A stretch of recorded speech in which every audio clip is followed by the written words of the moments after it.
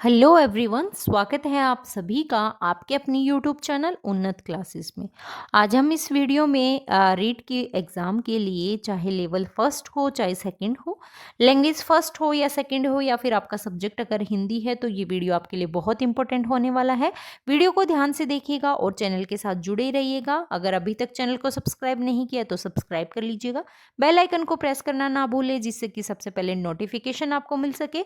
Video को like और share जरूर कीजिए। तो हिंदी के ग्रामर के क्वेश्चन आज हम इस वीडियो में करने वाले हैं। स्टार्ट करते हैं। हमारा फर्स्ट क्वेश्चन है, हिंदी में संज्ञा के कितने प्रकार होते हैं? तो हिंदी में टोटल संज्ञा के 5 प्रकार होते हैं। संज्ञा कितने प्रकार की होती है? 5 प्रकार की होती है। कौन कौन सी? व्यक्तिवाचक संज्ञा, जातिवाचक संज्ञा, भाववाचक संज्ञा, समूहवाचक संज्ञा और द्रव्यवाचक संज्ञा। तो हिंदी में टोटल 5 प्रकार की संज्ञा होती है।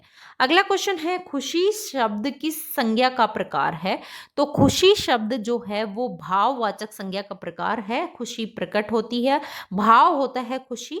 हंसना, रोना, ये सभी भाववाचक संज्ञा के अंतर्गत आती हैं। तो खुशी भाववाचक संज्ञा का एक रूप है। अगला क्वेश्चन है, संधि के कितने प्रकार होते हैं? तो संधि टोटल कितने प्रकार की होती है? 3 प्रकार की होती है संधि। 3 प्रकार की होती है। कौन कौन सी होती है? स्वर संधि, व्यंजन संधि और विसर्ग संधि। 3 प्रकार की संधि होती है, स्वर्ग संधि, व्यंजन संधि, विसर्ग संधि।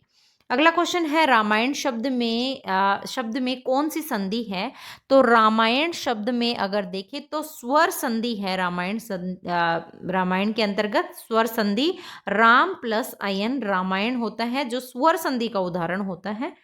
तो अगला क्वेश्चन है हमारा, विद्यालय शब्द का समास विग्रह अगर करें तो क्या होगा?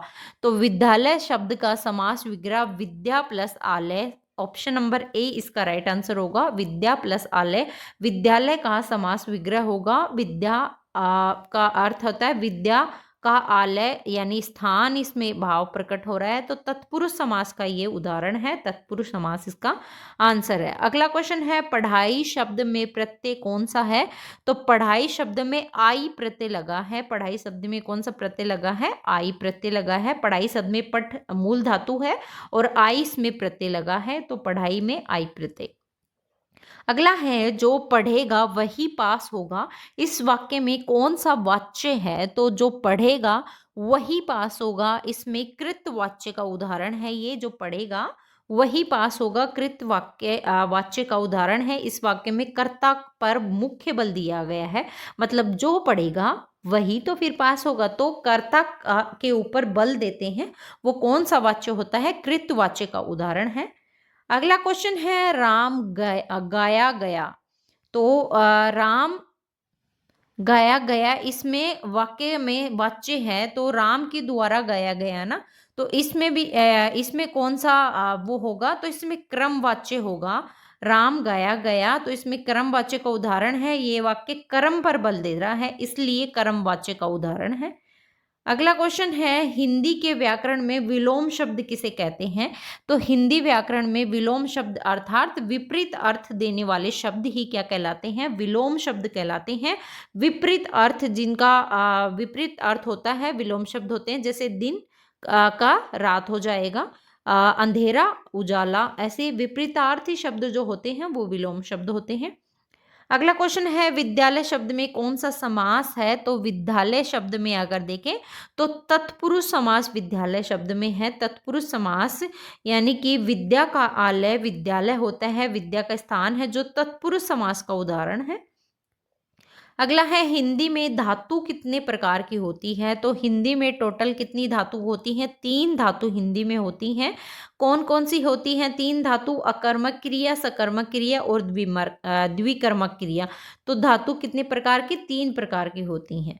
अगला है, पुस्तक पढ़ी गई वाक्य में कौन सा वाच्य है? तो पुस्तक पढ़ी गई, इसमें जो वाच्य है वो है कर्म वाच्य। पुस्तक पढ़ी गई कर्म वाच्य इसके अंतर्गत आएगा। इसमें कर्म पुस्तक पर जोर दिया गया है, इसलिए इसमें कर्म वाच्य होगा। नेक्स्ट क्वेश्चन है हमारा, राम का घर में कौन सा कारक है? तो राम का घर मतलब संबंध कारक इसके अंतर्गत आता है। का संबंध कारक आता है। राम का घर, राम और घर के बीच में एक संबंध का बोध हो रहा है का के द्वारा, तो कौन सा कारक होगा? संबंध कारक। अगला क्वेश्चन है अंधकार शब्द में उपसर्ग कौन सा है? तो अंधकार शब्द में कौन सा उपसर्ग होगा? ए उपसर्ग होगा। दकार ए उपसर्ग अंधकार के अंतर्गत होगा, जो कि नकारात्मकता का बोध कराता है, अंधकार।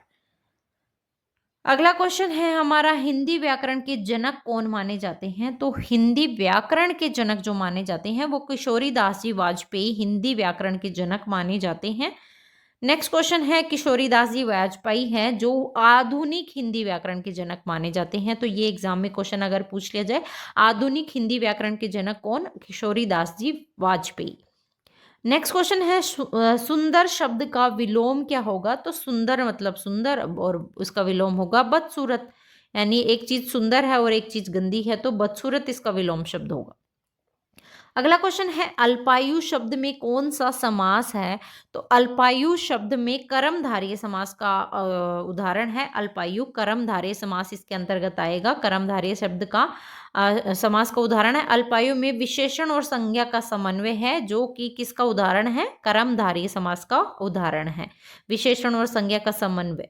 अगला क्वेश्चन है, गुरु शब्द का तद्भव रूप क्या होगा? तो गुरु शब्द का तद्भव रूप गुरुआ होगा, गुरुआ। गुरु शब्द का तद्भव रूप गुरु का तद्भव रूप क्या? गुरुआ। नेक्स्ट क्वेश्चन है, सप्ताह शब्द में कौन सा उपसर्ग है? तो सप्ताह शब्द में सप्त उपसर्ग होगा। सप्त उपसर्ग किसमें? सप्ताह शब्द में सप्त उपसर्ग का सप्त उपसर्ग का होता था सात होता है। सप्त का मतलब सात। नेक्स्ट है, जल शब्द में प्रत्यय जोड़कर कौन सा शब्द बनेगा? तो जल शब्द में प्रत्यय जोड़कर जलाशय शब्द बनेगा। जलाशय, जल में आशय प्रत्यय जोड़कर क्या बनेगा? जलाशय। तो ये हमारे हिंदी के महत्वपूर्ण प्रश्न थे। लेवल फर्स्ट या लेवल सेकंड हो आपका, या फिर लैंग्वेज फर्स्ट हो या फिर लैंग्वेज सेकंड, दोनों के लिए इम्पोर्टेंट है। और अगर आपका सब्जेक्ट हिंदी है तो उसके लिए भी ये वीडियो बहुत इंपॉर्टेंट है। तो चैनल के साथ जुड़े रहिएगा और वीडियो को ध्यान से देखा कीजिएगा, अपने फ्रेंड्स के साथ शेयर कीजिएगा। तो फिर मिलते हैं हम नेक्स्ट वीडियो में। जय हिंद, जय भारत।